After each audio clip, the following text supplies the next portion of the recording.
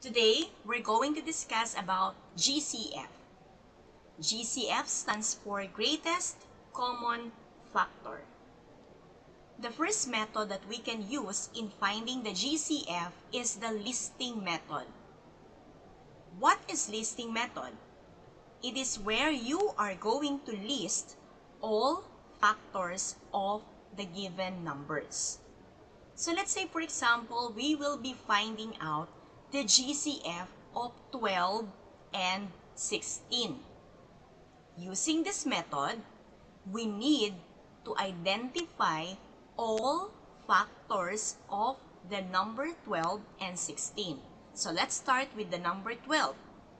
12 has factors of 1 and 12, 2 times 6, 3 times 4, 4 times 3 has been repeated.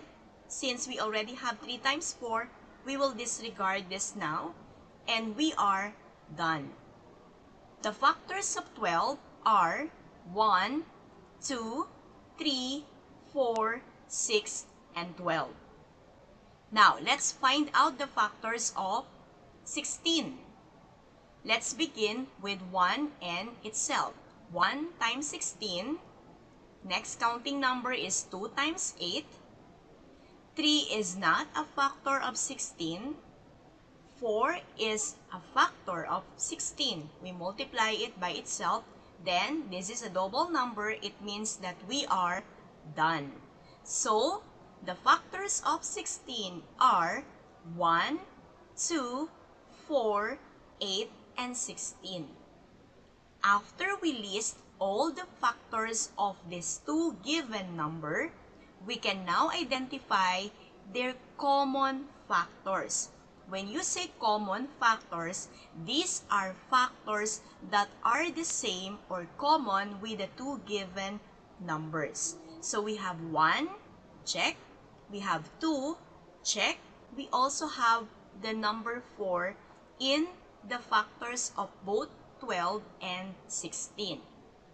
After we identify their common factors, 1, 2, and 4, we can now get the greatest common factor or the GCF of 12 and 16. The largest number is 4. So this is the GCF of 12 and 16. It's equal to 4. Let's have another example. What is the GCF of 18 and 27? Let's list all the factors of 18.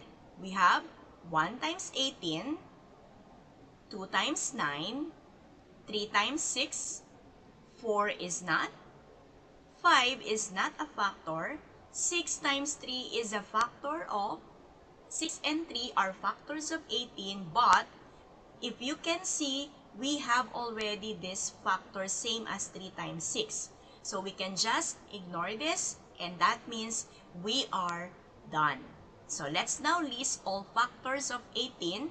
We begin from smallest factor 1, 2, 3, 6, 9, 18. It's very important for you to arrange the factors from smallest to biggest so you can easily compare the common factors after giving all factors of the number given. Let's have the number 27. The factors of 27 are 1 times 27, 2 is not a factor, 3 is multiplied to be multiplied by 9, yes, 4 is not, 5 it's definitely not, 6 is also not a factor, 7 is not a factor, 8 is not a factor of 27, 9 is a factor of 27, pair it with 3, but if you can see, we already have 3 times 9 in the set of factors of 27. So we can just erase this now, and that means we are done. After this, we now list the factors of 27. We have 1, 3, 9, and 27.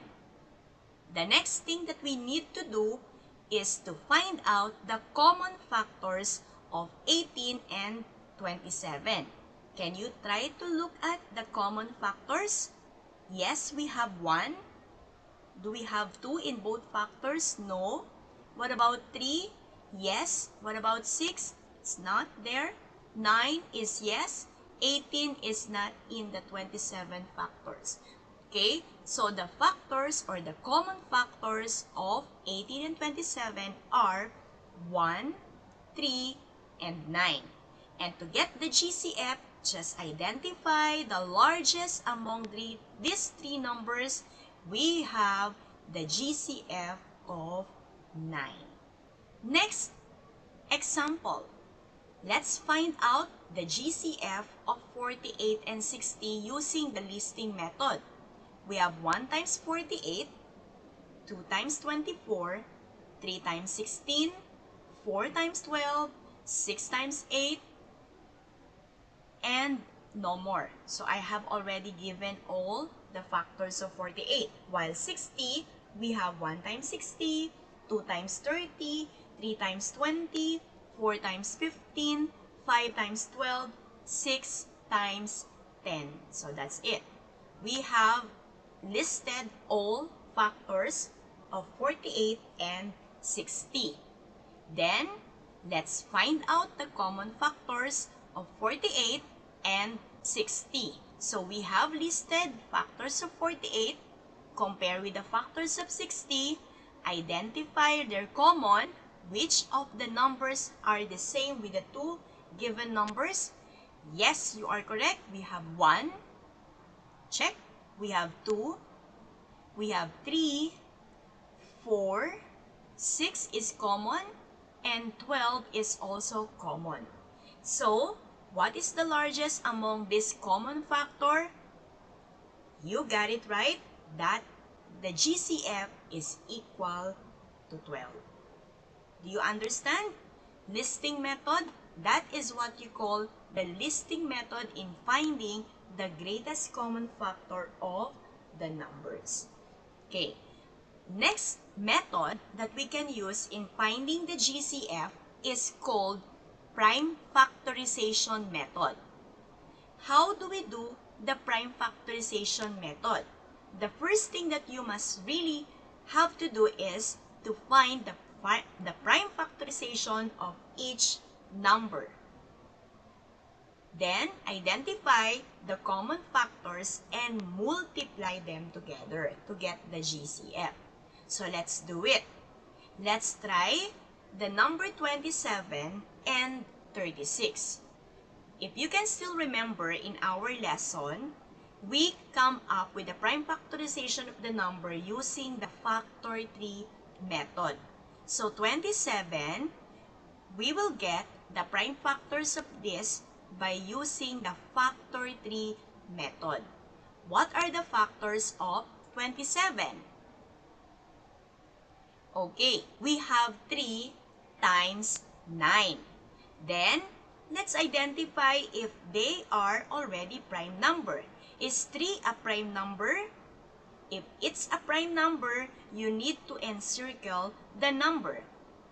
Yes, 3 is a prime number, while 9 is not a prime number. So, you're going to continue finding the factors of 9. And 9, the factors of 9 are 3 times 3. Then, since 3 is a prime number, we will also encircle this number. Then, after that, we move on to 36. Let's get the prime factors of 36 by using the factor 3 method. One of the set of factors of 36 are 2 times 18. 2 is a prime, encircle it. 18 is not, so we continue finding the prime factors of this number. What are the factors of 18? 2 times 9, correct. 2 is a prime, while 9 is not. So we need to continue again to find the prime factors of this number. 9 has factors of 3 times 3. Then, we encircle both factors since 3 is a prime number. Then after that, after you make the prime factorization using the factor 3 method, we need to get now all these prime factors of the given. So let's try to look. The prime factorization of 27 is 3 times 3 times 3, while 36, we have the prime factors 2 times 2 times 3 times 3. Then, we're going to find out their common prime factors. Can you identify the prime factors of the number? Yes, we have the first, common, 3. Are there some more? That's correct. There is another common factor which is also 3. Now, to get the GCF using this method, the prime factorization method, we need to get the common factor. We will get 1 from each pair. We will write it here, 3. And there's another pair of number 3, so we put it also here. Then, we will multiply them together. Don't forget, we will be multiplying the common factors in the prime factorization for you to get the GCF, which is equal to 9. So in this prime factorization, we are getting the common factor, then we multiply it to find the GCF. Let's have another example. Let's find the GCF of 25 and 15. Let's do the factor 3 method. 25, what are the factors of 25? Yes, we have 5 times 5. Is 5 a prime number? If it is prime, encircle. The other one is also 5, you need to encircle that too. So that means you are already done with the number 25. Then 15. The factors of 15 are 3 times 5. Encircle 3, encircle 5 because they are both prime number. Then we list the prime factors of the given. 25 have prime factors of 5 times 5, while 15 have prime factors of 3 times 5. After you identify the common or the prime factors of the two given number, we will get their common prime factors. And which is common? Yes, there is one common factor. So, only 5 is common to 25 and 15. So, that means, if there's only one pair that is common to both number, you're not going to multiply it anymore to other number, but the GCF is that number. GCF, or greatest common factor of 25 and 15, is equal to 5. I hope you learned from our video today about the greatest common factor, and please answer our activity in our Google form. Okay, goodbye everyone. Please continue answering our activities. Thank you for listening.